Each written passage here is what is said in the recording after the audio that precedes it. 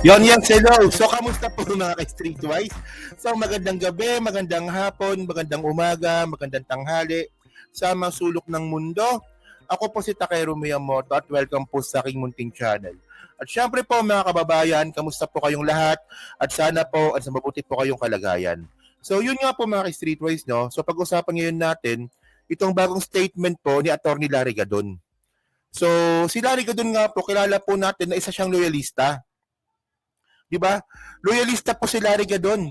Ako, marami po akong kilalang loyalista, no? So, merong mild, merong medium, merong hard, at merong layer by layer yan eh. At ito si Larry Gadon, mga kababayan, nasasabi po natin na nasa top layer po siya ng mga loyalista. So, ano bang gusto kong sabihin dito? Si Larry Gadon po, no, marami po siyang kakilala na mga leader ng loyalista sa buong Pilipinas. At alam naman po natin, pag sinabi natin loyalista, Marcos loyalist po yan. Oh, ngayon, base po sa mga sinasabi po ni Larry Gadon, matatalo po si Amy Marcos dahil sabi po ito ng mga leader ng loyalista, ha, marami na pong nadidismaya kay Amy Marcos at hindi na po siya iboboto. Isipin nyo yun mga kababayan, Marcos ka.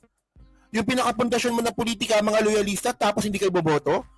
And by the way mga kababayan, ang gusto ko lang sabihin dito, sino ba political advisor ni Amy Marcos? Kasi sa totoo lang ito, real talk to hindi na po kailangan ni Amy Marcos ng boto ng mga DDS. Loyalista pa lang mga kababayan, kaya na po siyang ipanalo bilang senador. So ang point natin dito, tanga ba talaga si Amy Marcos?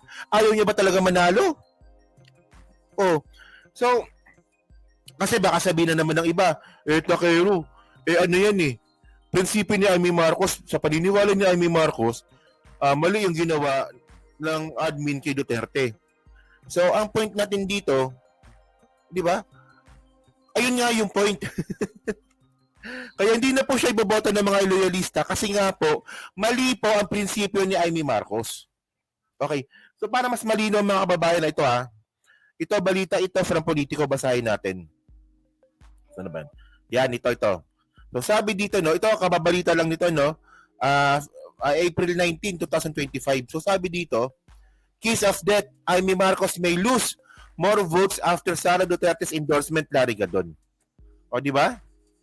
Actually napansin na po natin ito, no, at napansin na rin po ito ni Larry Gadon na hindi po talaga makakatulong yung endorsement ni Sara Duterte para po kay Amy Marcos. So continue natin, sabi dito, Presidential Advisor on Poverty Alleviation, Atty. Larry Gadon said, Senator Amy Marcos stands to lose more votes following the endorsement of Vice President Sara Duterte of a re-election bid for the May midterm elections. Okay. So, sabi dito, isang malaki pagkakamali kay Senator Amy Marcos na magpa-endorse siya kay VP Inday Sara dahil ito ay isang kiss of death. Ganon din si Deputy Speaker Camille Villar dahil wala naman talagang tao ang mga Duterte, Gadon said. Okay. So ngayon wala tayong pakalam kay Camille Villar kasi wala namang kwentang tao yan. Walang kwentang politiko yan. So dito tayo kay Amy Marcos. Ito kasi basic ito mga kababayan napaka-basic nito Hindi po talaga makukuha ni Amy Marcos yung boto ng mga DDS. Kasi nga po isa siyang Marcos. 'Di ba?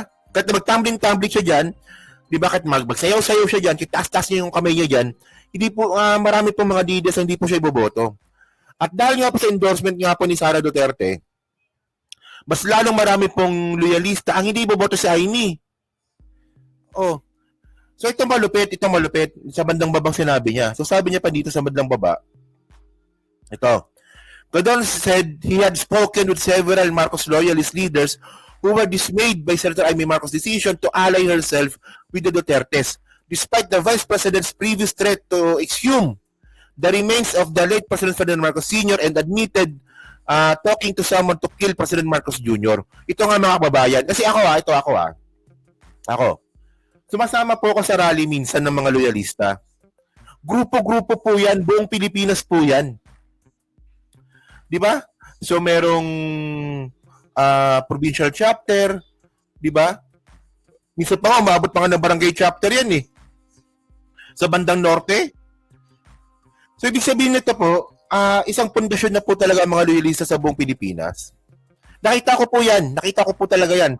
Kahit po na nagrarally po kami noon, may grupo ng loyalista dito, iba pangalan, sa kabila iba pangalan, sa kabila iba pangalan. May mga leaders po yan. At itong mga leaders na po, at itong mga leaders na po na to, mga kababayan, nakausap daw di umano ni Larry Gadon at nadidismaya na po. At syempre, pag itong mga loyalist leaders na to, kapag kinausap yung mga member nila na huwag natin iboto si Amy, malaking mawawala po talaga kay Amy Marcos dito.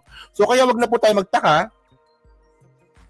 kung bakit po ang survey nga po ni Amy Marcos ay nasa top 17 or top 16. So continue pa natin ha. So sabi pa dito, actually ako naniniwala naman talaga ako doon na hindi naman ganun kadami ang mga DDS. Maingay lang po talaga sila. Ewan ko ba? And, ewan ko lang pero pag ngayon pa nakakarinig po ako ng Bisayang salita, kinakabahan na po ako kasi baka DDS eh. Ewan ko lang kasi parang sa tingin ko, no, sumama po ang imahe ng mga Bisaya dahil po kay Digong. Di sa totoo lang. Nakita niyo yung mga nagrarally po sa dahig? 'Di ba? Mga nasa Europe na 'yan. Pero pag nakita mo naman magtagalog, pag napakinggan mo magtagalog, may accent pa rin ng mga Bisaya. So parang ewan ko lang kung ako lang yun o baka kayo rin. Pagka pa nakakarinig ako ng Bisaya na salita, especially yung accent, puta, unang pumapasok na kagad sa utak ko, puta, ano ba, DDS ba yan? Ito, continue natin, sabi pa dito. Kasi ang point dito, mga kababayan, pag DDS bobo. Ayun po yung point natin dito. O sabi pa dito itong ginawa ni Amy na nagpa-endorse kay Sara, mas malaki ang mawawala sa kanya. Kasi marami ang nagagalit sa mga Marcos loyalist kasi bakit niya kinakampihan ang mga Duterte sa kabila ng lahat. Oo nga, no, di ba? Na gustong itapon ni Sara, ipahukay sa libingan si the late President Ferdinand Marcos Sr. Itapon sa West Philippine Sea, di ba? At yung plano ni papatay si BBM, si First Lady Lisa Marcos, at Speaker Martin, bakit kinakampihan pa rin ni Amy? Ayun ang pinakamalaking tanong dito. Baliw ka ba, Amy? Abnormal ka ba? Sabi dito, no? Ako, kaibigan ko si Amy, pero sorry to say, napakarami kong nakakausap ng mga Ilocano at mga Marcos loyalist leaders na ayaw siyang iboto at kinakampanya pa na huwag siyang iboto.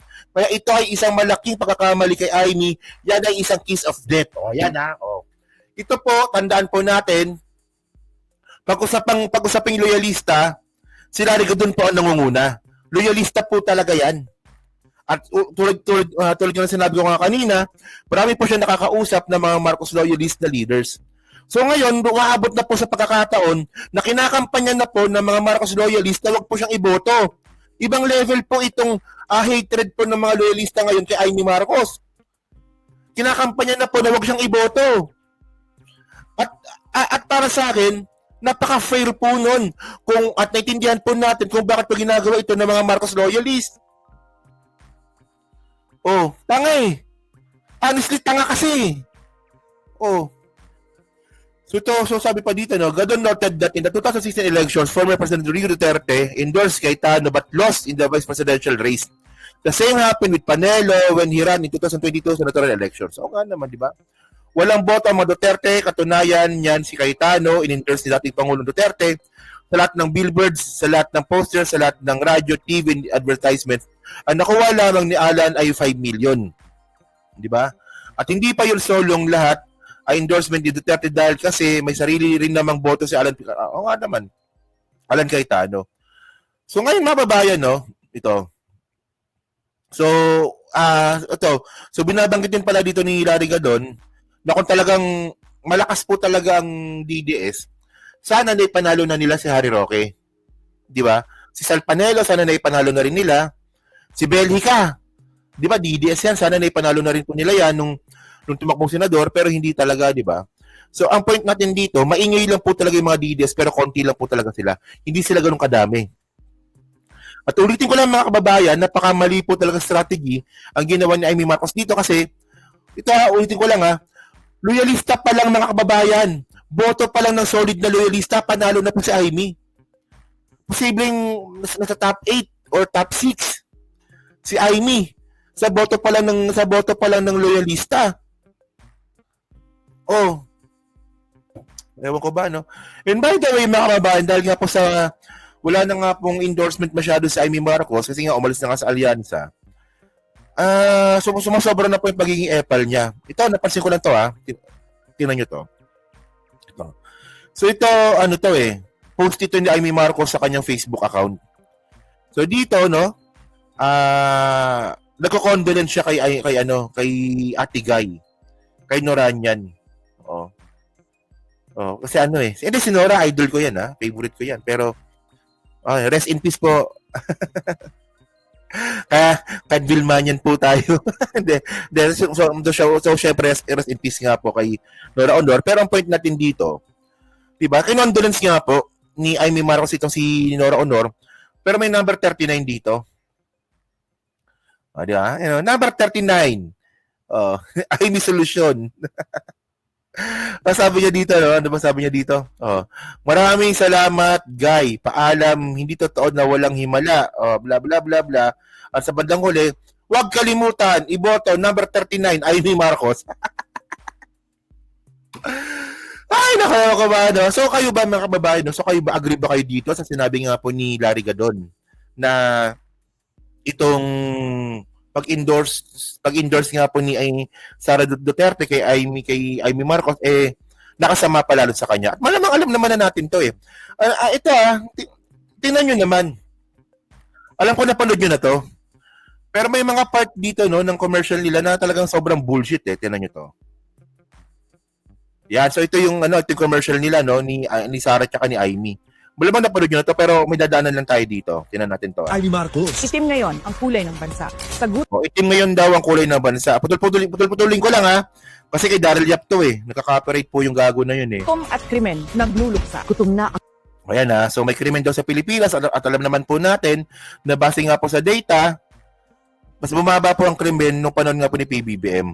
O, di ba? Lahat na sinabi nila dito kabaliktaran eh. Lahat na sinabi nila dito, nangyari po kay Digong. Krimen nagluluksa. gutom na ang sikmura. Gutom pa sa hustisya. Gutom na raw ang sikmura. Bumaba po ang poverty rate ngayon. Bumaba rin po yung unemployment rate. Di ba? Hinigipit ang hindi kaalyansa. Marami ang nagsasalita. Pero sino lang ba ang may ginawa? Sino ang may ginagawa? Itim Di ba? ang kulay ng pakikiramay. Itim ang kulay ng Tama na yan. It's fucking bullshit. It's fucking bullshit. Yan. So yun na. So kayo mga babae. So kayo po, ano po masabi nyo nga po dito sa mga sinabi nga po ni Larry Gadon. Sa tingin nyo ba, fair ba to? Itong ginagawa ng mga loyalista na kinakampanya ngayon na huwag nang iboto si Amy Marcos. Well, kakaiba yun ha. Nangangampanya ang mga loyalista para huwag iboto si Amy. Yan na. So yun, so pa-comment lang po sa baba. Binabasa ko pong lahat yan. At syempre, dyan din po sa Team Replay, syempre, pa-like, pa-subscribe. At kung di naman kalabisan, pa-share na rin po ng video po na to.